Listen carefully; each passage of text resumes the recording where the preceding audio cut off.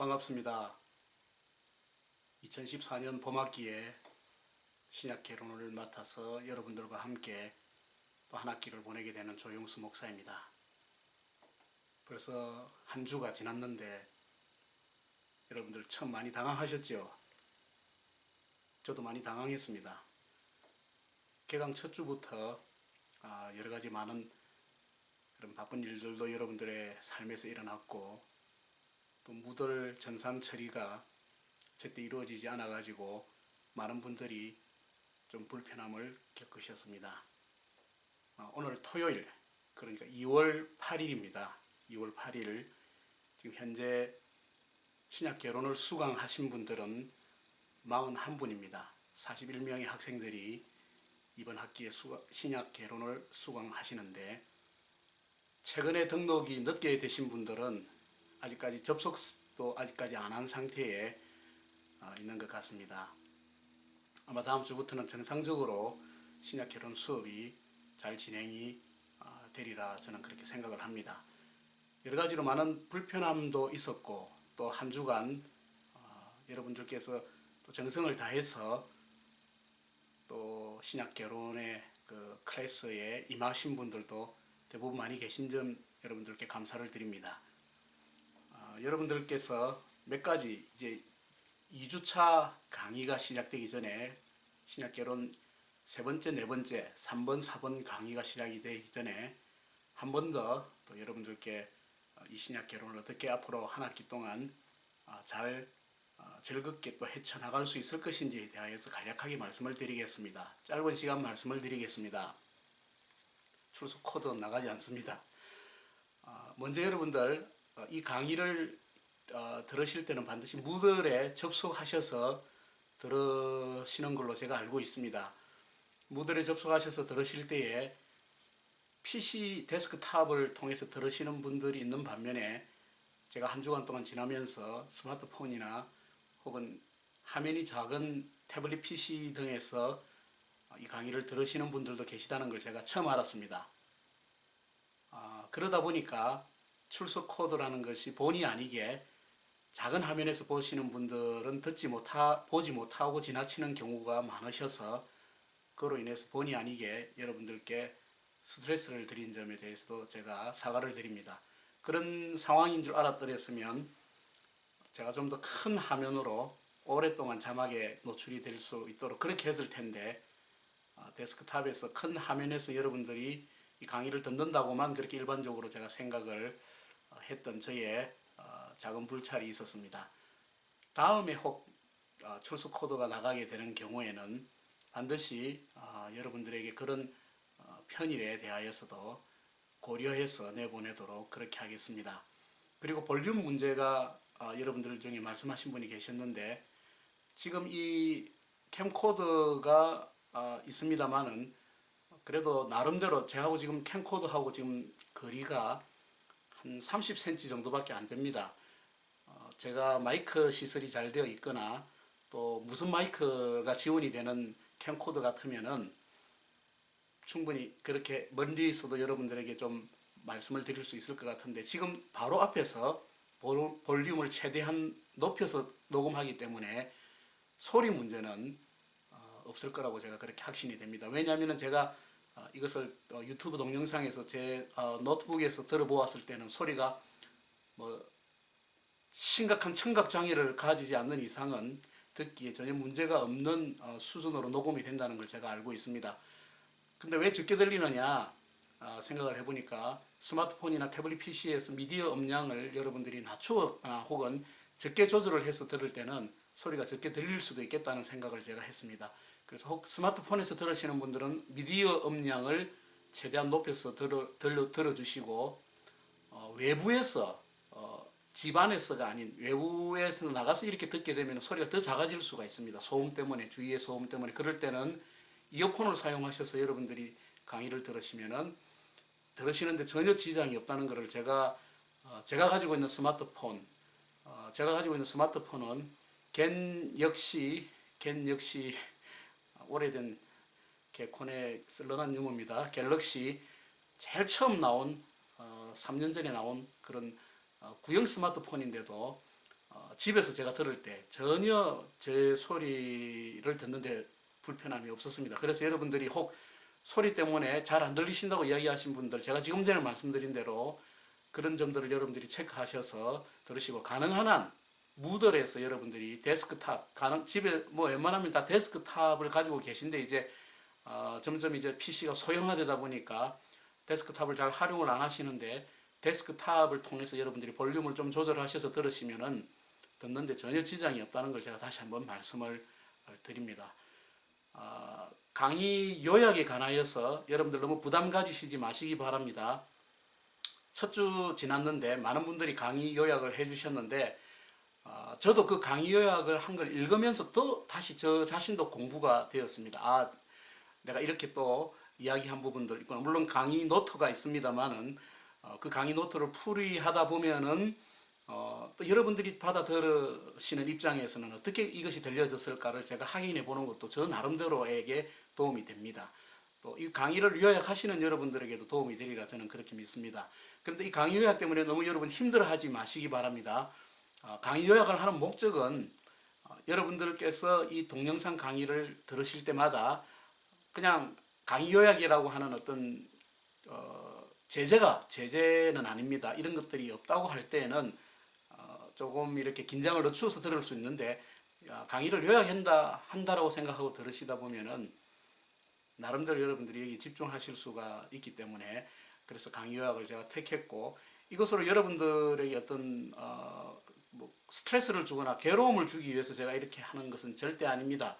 그래서 여러분들 요약하실 때에 컴퓨터가 서투르신 분들은 그냥 그걸 요약하셔가지고 그 요약한 페이퍼를 사진으로 찍어서, 그러니까 스마트폰이나 이런 것으로 찍어서 바로 저에게 카톡으로 이게 그럼 컴퓨터가 서투른 분이 아니신데 이 정도 하시면 그래서 아주 쉬운 겁니다. 그런 부분들 여러분들이 할 수 있는 여러 가지 많은 방법들이 있기 때문에 너무 많은 분량에 대한 어떤 그런 압박감을 가지지 마시고, 여러분들께서 지금 첫 주에 해주신 대로 여러분들이 잘 해주시면 고맙겠습니다. 그러나 그 중에 여러분들의 어떤 환경과 형편 이런 여러 가지 점들을 고려했을 때에 정말 그것이 저로서는 지금으로서는 이 강의 듣는 것만으로도 저의 삶에서는 참 빠듯하다라고 그렇게 되시는 분들은 저에게 개인적으로 메일을 주시거나 혹은 전화를 주셔서 저에게 연락을 주시면은 제가 충분히 여러분들의 상황과 형편에 대해서 고려하도록 그렇게 하겠습니다. 룰을 정해놓는 것은 우리 전체적인 어떤 클래스가 한 학기 동안 잘 진행되어서 나가기 위해서 반드시 필요한 것이고, 그리고 그 룰이 개인에게 적용이 되어질 때는 어느 정도 플렉시블한 그런 상황의 고려들이 충분히 되어질 수 있다는 점 여러분들이 꼭 기억하시기 바라겠습니다. 그리고 한 가지 더 제가 끝으로 말씀드리고 싶은 것은, 신약 결혼을 하는데 왜 구약 이야기를 자꾸 하시느냐, 간혹 이렇게 저에게 말씀하시는 분들이 계시는데, 우리 기독교의 성경은 구약과 신약 두 부분으로 이루어져 있습니다. 그럼 여러분 왜 신약이라고, 왜 New Testament라고 하시는지 아십니까? 왜 New Testament라고 할까요? 그것은 Old Testament가 있기 때문에 New Testament라고 부릅니다. 우문현답같이 여러분 마치 들리지요. 근데 이건 굉장히 중요한 이야기입니다. 구약이 있기 때문에 신약이 존재할 수 있고, 신약이 있기 때문에 구약의 의미가 있기 때문에 구약의 의미가 가능하다는 이야기입니다. 그래서 제가 지금 30편의 동영상 강의를 하는데 초두에 구약 이야기가 나올 수밖에 없습니다. 성경의 맥락을 이해할 때는 구약의 이야기가 나오지 않을 수가 없지요. 구약의 율법과 신약의 복음을 어떻게 맺히실 것인가? 왜 신약을 복음이라고 부릅니까? 왜 예수님의 생일을 요한복음 혹은 마태복음, 마가복음, 누가복음 이런 복음이라고 하는 말로 굳이 표현을 해야 합니까? 그런데 왜 모세가 기록한 5건의 창세기, 출애굽기, 레위기, 민수기, 신명기 같은 것을 왜 그것은 우리는 율법서라고 이렇게 따로 분류를 합니까? 라는 점들을 생각을 할 때에는 반드시 신약의 개론적인 내용을 우리가 공부하게 될 때에 구약의 내용들도 반드시 연결되어져서 공부해야 한다는 것이 저의 성경을 바라보는 저의 입장이기도 하고 맥락이기도 합니다. 간혹 다른 교단에서는 뭐 어떤 교단이라고 제가 지칭하지는 않겠습니다만은 성경에서 구약과 신약은 디스커넥션 되었다라고 이야기하는 교단도 있습니다. 연속성이 아닌 불연속성 상에서 신약을 이해하는 사람들도 있는데 그건 별개의 문제고 제가 성경을 가르치고 구약을 가르치거나 혹은 신약을 구약을 가르쳐도 신약의 이야기가 나올 수밖에 없습니다. 그 점을 여러분들이 조금 양해해 주셔서 신약 결혼을 공부하는데 왜 목사님 구약 공부를 자꾸 이야기하시고 구약을 자꾸 이야기하시는가라고 의아심이 드시는 분들은 성경은 반드시 구약과 신약이라고 하는 두 가지 언약의 축에서 그것이 균형과 조화를 이루면서 이해되어져야 한다는 점을 꼭 여러분들이 기억하셔야 됩니다. 그래야만이 성경 창세기에서부터 요한계시록에 이르기까지의 그 긴 통시적인 안목을 여러분들이 가질 수가 있게 되는 것이지요. 그런 관점에서 구약에 관한 이야기들을 여러분들에게 강의 처도에 조금씩 들려졌다는 점 이해해 주시면 고맙겠습니다. 처음 이 과목을 들으시고 또 이제 신앙생활을 처음 하시는 분들도 계시다는 걸 제가 알았습니다. 그래서 제가 가능하면 총론적인 과목은 어쩔 수 없이 진행이 되어야 됩니다만은 개론적이고 강론적인 부분에 들어가서는 가능하면 쉽게 처음 이제 이 교회를 접하시는 분들이나 성경을 접하시는 분들도 잘 이해하실 수 있는 좀 쉬운 말로 그렇게 강의를 해 나가겠습니다. 그래서 또 열심히 하시는 분들이 왜 교수님 강의가 또 왜 이렇게 또 싱거워졌지? 이렇게 제게 말씀하실 마음이 생길 때 이런 상황에서 지금 처음 이 강의를 접하는 분들을 위해서 조금 쉽게 하시는구나 라고 너그럽게 이해해 주시면 정말 고맙겠습니다. 어쨌든 한 학기 동안 여러분들 이 강의가 어떻게 진행되어 나가는지 잘 저를 팔로우 해 주시고 과제가 많다 이거 한 과목 하는데 이렇게까지 해야 되느냐라고 여러분들이 혹 생각드시는 분이 혹 계시다면은 이 시간 저의 이야기를 듣고 다시 한번 마음을 여러분들이 새롭게 가다듬으시고 한 학기 동안 그저 여러분들이 시간을 그냥 보내는 그런 것들이 아니라 여러분들에게 이 과목을 통하여서 신앙과 또 믿음이 깊으신 분들에게는 좀 더 많은 도전의 기회들을 제공하고 싶고 처음 기독교를 접하거나 혹은 처음 성경을 접하시는 분들에게는 과연 기독교의 핵심이고 기독교의 정수라고 말할 수 있는 이 성경이 우리의 삶과 내 삶에 어떤 의미가 있는가 하는 것들까지도 여러분들이 한번 체험하실 수 있다면 이게 좋은 기회가 되지 않겠습니까? 그런 관점에서 여러분 혹 힘드시더라도 잘 따라와 주시기 바라고 저는 어떤 세상의 학문, 세상의 기술을 여러분들에게 전수하는 것이 아니라 세상에서 오직 유일한 바이블이란 제가 성경 개론에서 이야기는 말씀을 드리지 않았습니다만 신약 개론에서 바이블이란 말은 라틴어 비블로스라는 말에서 왔습니다. 그리스 비블로스 라틴어하고는 다릅니다. 비블로스라는 말에서 왔는데 그것은 책들이라는 의미인데 거기에 정관사를 붙여서 타 비블로스라고 하면은 그 책, 그 유일한 책이다 하는 의미를 가지고 있습니다.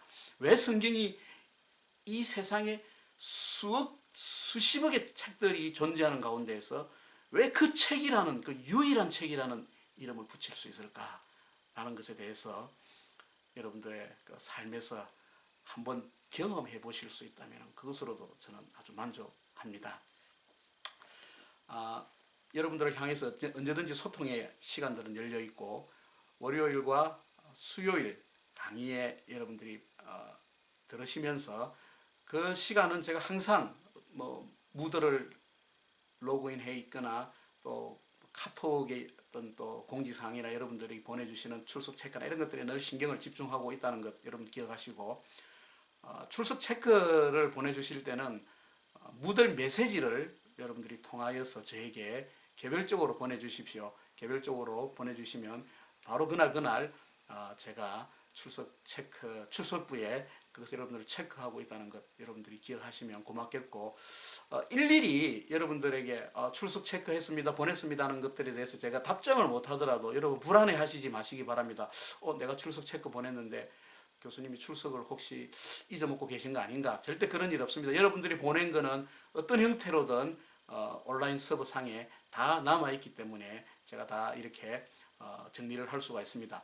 그리고 한 가지 신약 그 무들 클래스를 가보시면 한 번씩 이렇게 공지가 뜨거나 혹은 감옥에 신약 결혼 이런 식으로 뜨는데 여러분들이 이걸 꼭 클릭해 보시면은 어떤 것은 가제일 수도 있고 어떤 것은 제가 여러분들에게 설문을 묻는 형식이 될 수도 있습니다.